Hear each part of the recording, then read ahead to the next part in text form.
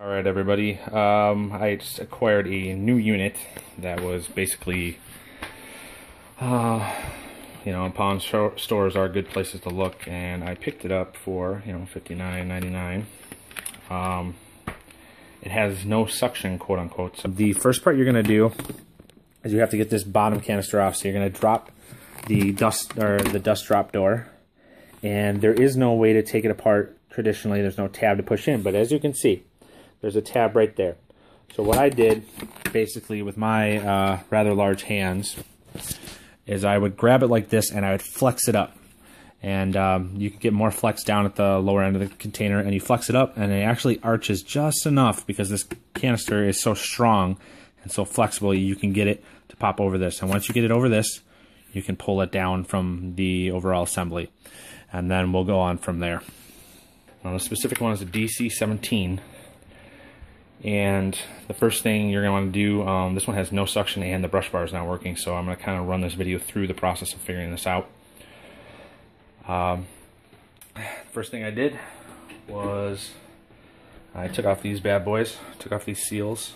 The seal would be right here. This one was riding up a little high, so that means that wasn't getting right suction right there, so that's problem number one. It was sucking back in dirt. I noticed online already, just by browsing, that there is a problem with this. If this rides too far up when you put the canister in or you bump it, it will suck the dirt back in, clog the machine. So this is actually the better rubber band rubber seal for the bottom. There is another one that isn't as good. So this is actually the modified one, but it still was bumped up. This seal goes right around here. Pulled this off. What I did is threw them into soapy water, cleaned them already. I had no intention of actually making this video, but I decided to because it is quite startling. So I want to see the before and after of my results and my fruits of my labor here. So then what you have to do is you have to flip this Dyson over. So I'm going to do that, and I'm going to show you 2 screws you have to take out in order to get this canister to open. This is not like the old DC14s where you could pop the filter up, several screws. It doesn't work like that. This is a much more complicated machine, but it's easy enough if you know what you're doing. So 1 second while I flip her over. Alright, if you flip it over, then you will see there's a little screw hole here, and there's one exactly the same on the other side. The 2 screws you have to get at are just basically sitting here. So in disassembly too, I didn't notice this before, but you can just basically take this piece off first. You take the clear canister off, and then you can pop this, and then you can access your screws. You don't have to fight for them. So as I was showing in the video, looking through the tube how dirty it was, I thought this was one piece. And as you can see, it's a flow through. It doesn't attach to this other than these little clips inside, these 3 clips. So if you can get this off first, do this step first, and then you can access the screws much easier. You don't have to have a long bit for that, and it is a T10. There's some tabs inside, so what you're going to do is you want to roll the unit on a table, and as you roll it, kind of push on the top canister and the lower to crack the seal, and you'll kind of keep doing this, and then eventually you'll see a gap, and it should be loose enough where you just pull the whole thing out. So I'm going to open this up and show you how bad this thing is inside. So I just cracked it open, and you can kind of already tell, well, I wonder why there's clogging problems, because there's tons and tons of debris. So we're going to go through this and try to take the rest of this apart and give it a wash down, and then I'll come back after I get a pretty good wash down. If there's any other big steps, I'll chime back in. Alright, to access the next level, you're going to need a very, very thin screwdriver and a T10 bit. This is what I've used. It actually fit. My traditional screwdriver would not fit. You have 4 screws. 1, 2, 3, and 4. These are the screw holes from your previously 2 removed screws. You get those out, and then you have access to the next layer here. The next bit just kind of pops out. So what I'm going to do is give these time to soak.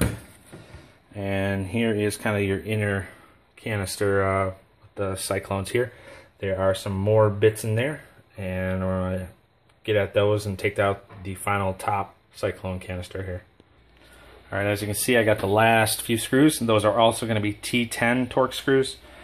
You're going to use the same screwdriver. Then you pop this off, and then you have access to the final pieces.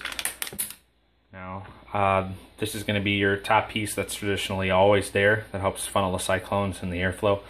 As you can see, there's more clogging all the way up into the top of the unit, all from that one seal that was pushed up and sucked in. So when I put that seal back on, I may actually glue it on so that it doesn't have the option to move. And then next time, if I ever have to replace it, which I'll coat it with some protectant so I don't have to, but in case I do, I'll just have to cut it off, and that's not the biggest deal in the world. So I'm going to go ahead and pull the rest of the seals. There was another seal around here that I threw in the tub already, and then I'll clean it all up and put it back together. Oh, and this has to be just kind of eased out because it does slide down the back of this unit. Just be careful not to snap that, otherwise you just created another problem. So let me clean this out, get this back together, and then I'm going to head to the motor base and try to diagnose the motor issue with the power brush that's not there. So this should solve the suction issue, but the motor brush is going to be another one. Alright, so I finally popped that top off. That was nice and easy, but as you can see, you may have loss of suction if you have all this going on here. It's pretty bad. It's one of the worst Dysons I've seen for a while. Another note I want to put in here while you have everything in the sink or you're cleaning is you want to pull these back and you want to reach down or swab in here, and it will bend. There's a lot of debris I had in there that I just pulled out, some thicker stuff. It's not accessible, it doesn't come apart like the DC17 does, but you can get in there and get your hands in there, or get a nice long brush or a swab and go all the way around and pull everything out. That way you don't put it all back together and still have wet hair and debris in there. Alright, I know I mentioned too that there was a motor issue. The brush wasn't spinning. It actually turned out to be whoever previously owned this decided to jam this pipe, which I have taken off. It jammed it on in such a way that it kept it upright, which means that the motor brush will not spin in upright mode. It's just kind of a feature that a lot of the Dysons have, and I know a lot of people bring them to me going, hey, I noticed when I have this turned over, it's not spinning, and then I'll show them that that is actually kind of a built-in feature, so that when it is in an upright mode, it just doesn't spin. So luckily the brush is in good working order. What I'm going to do is end up taking off the brush canister. You have these 3 screws. Somebody's obviously used a screwdriver. Use a quarter. You don't do that, then it doesn't do this. I'm going to dump this in a soap bath. The other thing too is my belt's obviously in good order. You should be able to spin it with your hand.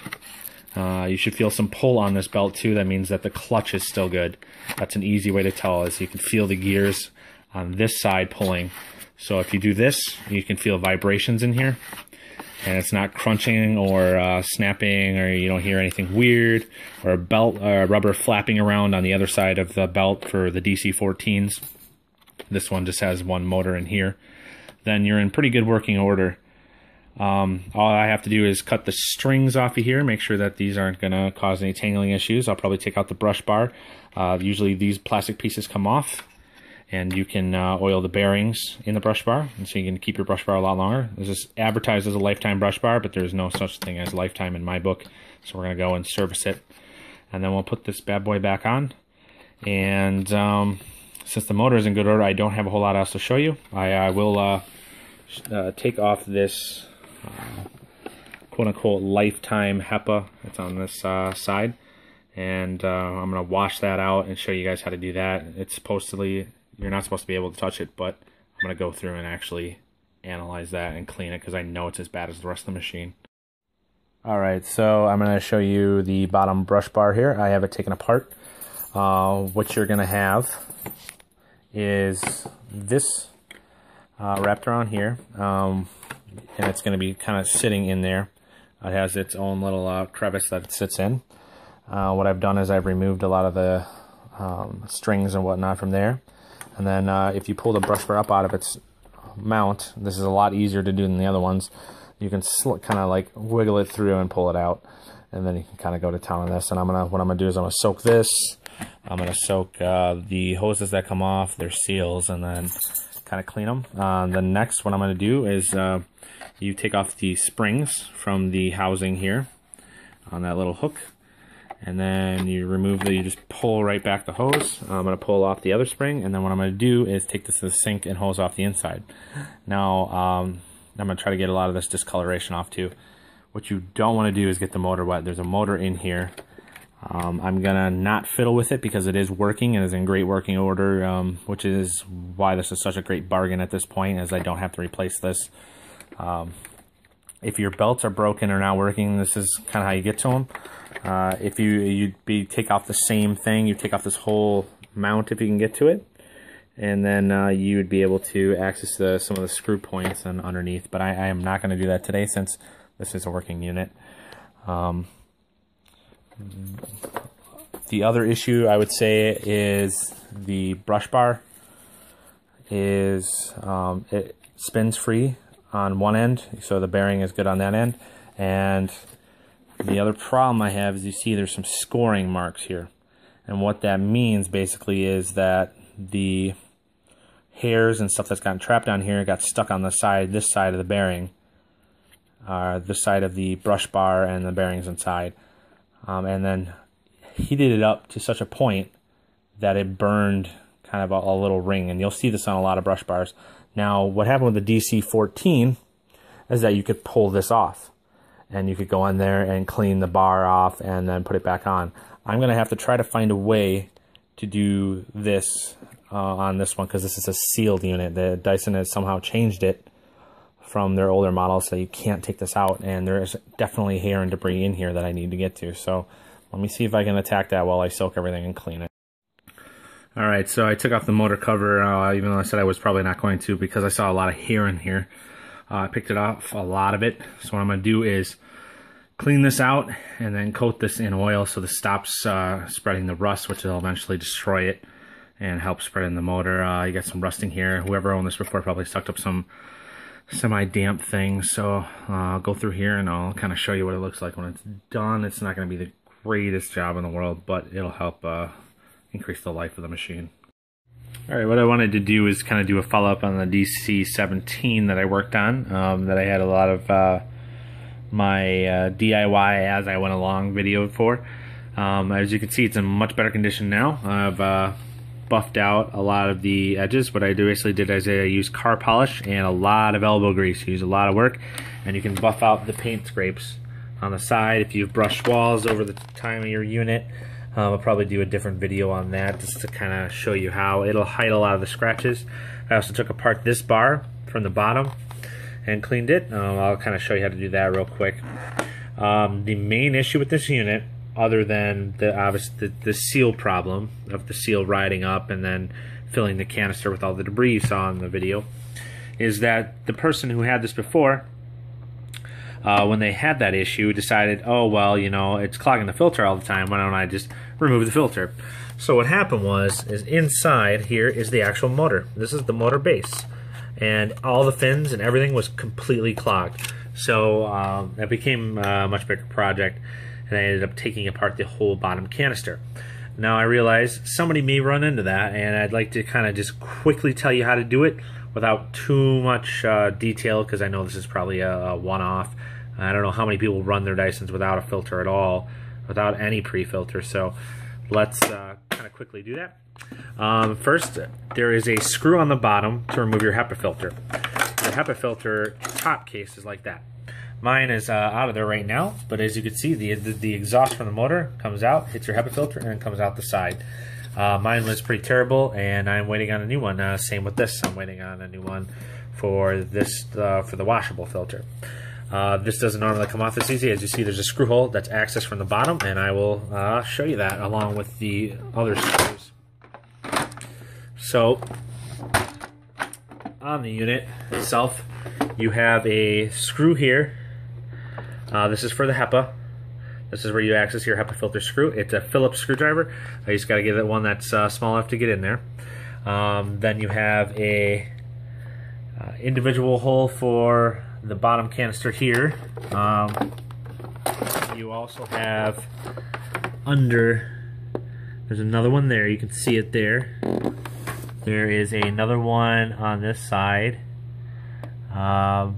right there, and then this one as well. And what you do is you'll probably pull off these springs that you can kind of see here on each side, and you'll take this whole assembly, slide it out through here, and you'll take this off, have your brush bar out.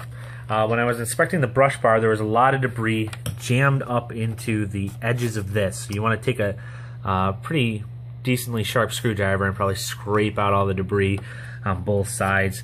Cut any type of fibers or things that are in there. Make sure your brush bar is really clean. I oiled mine. There's a lot of burn marks from where people didn't, clean their fibers out, and it ended up frictioning the plastic and burning it from the previous owner. So I wouldn't do that. But once you got this bottom case off and you have access to it, you'll have a motor sitting there basically. Take a picture of the wiring. Biggest mistake I made was not taking a picture of the wiring. There are 2 white wires that connect on one side of the motor and a black wire on the other. And then you have your upright switch, which deactivates and activates the brush bar if you have the brush bar turned on, based on whether it's sitting in upright mode or not. Helps stop the stress of the motor. If you want to access your brush bar motor, like I did, it's right here. So basically the same way you take off this whole bottom part that I just explained, you pop these tabs down and out on each side. You're removing these springs. You will be able to then take out the brush bar, and then you'll have the belt here, which attaches to that motor. It's a 1 belt system. There really is no clutch to it. It's just a motor-driven 1 belt. So if your 1 belt snapped, unlike other Dysons where they have clutches, this is probably the only issue that you have if you have an actual belt snap that you can physically see. So what I did is I took out the motor just to inspect it and clean it. I oiled the sides of it. There was a lot of rust in there, a surprising amount of rust. So I went and I oiled all the rust spots to help keep it, intact for a longer period of time. And then I put the black cover back on and secured it. Overall, if you have this DC17 and you find one that is clogged, that has this issue, my video will be able to solve it for you. If you have the motor issue, that's going to be a lot more in-depth and it's going to be a little more frustrating, but it's no different than replacing the carbon brushes, so it's not as hard as anything else you would have to do if you had to service the motor. Thanks for watching, and hopefully this has helped you out a bit. I realize the video kind of bounced around quite a bit, but I try to cover all bases and show you kind of a first-hand look on, this is how bad it actually can get and what'll happen when you neglect or you just don't pay attention to how the Dyson is sealing when you're using it. Thanks for tuning in, and check out the rest of my channel for Dyson tips, tricks, also other vacuums and DIYs. Hopefully will be coming relatively soon.